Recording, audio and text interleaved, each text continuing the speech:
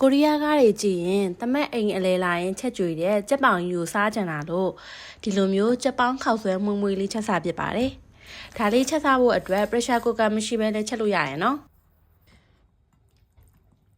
အရင်ဆုံးကြက်ပောင်အကြီး2ပောင်ကိုဒါရှိမုန့်တစ်စုံခွဲနဲ့ပဲငန့်ပြားရဲ့အကြီးပြီးတော့ငရုတ်ကောင်းမုန့်လေးနဲ့ပဲနှက်ထားပါမယ်။အရသာတွေအများကြီးမထည့်ဘူးပေါ့နော်။ကြက်သားမှာလည်းသူ့ရဲ့အချိုဓာတ်လေးပါနေတော့ကြတော့လေ။အိမ်မရှိရဲ့အိုးကအရန်သေးနေလို့သူ့ထဲကိုထည့်ပေါင်မှုအတွက်ပေါ့နော်ဒီစတီးနဲ့လှုပ်ထားတဲ့အိုးမရှိလို့ယူလီယာဒီမှာ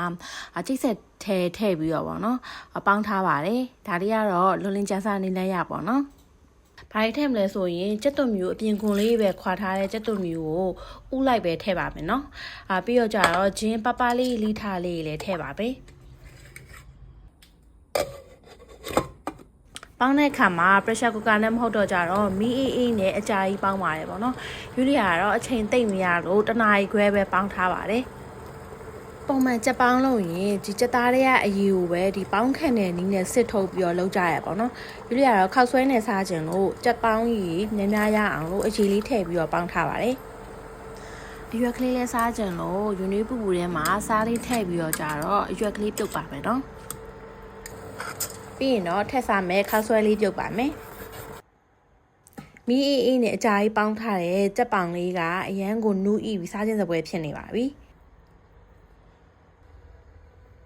ဆောင်းနှွှဲဆိုရင်ညနေပိုင်းကိုဒီလိုအရေးပူပူလောလောလေးစားရတာပို့ပြီးတော့စားလို့ကောင်းပါတယ်အာဟာရလေးရှိတယ်လို့လောကလည်းအရန်လွယ်ကူလို့ချက်စားကြည့်ကြပါအောင်နော်ယူလီယာတော့ဒီကြက်သားထွက်တဲ့အချိုဓာတ်လေးကိုတခြားလေးခံစားကြလို့အချိုတိုင်းလေးစားပြပါတယ်နေမကောင်းတဲ့လူမမာတွေကအစားခလေးလေးတွေကအစုံအားလုံးကြိုက်မဲ့ချက်နီးလေးမလို့ဒီကြက်ပေါင်းခောက်ဆွဲလေးကိုချက်စားကြည့်ကြပါအောင်နော်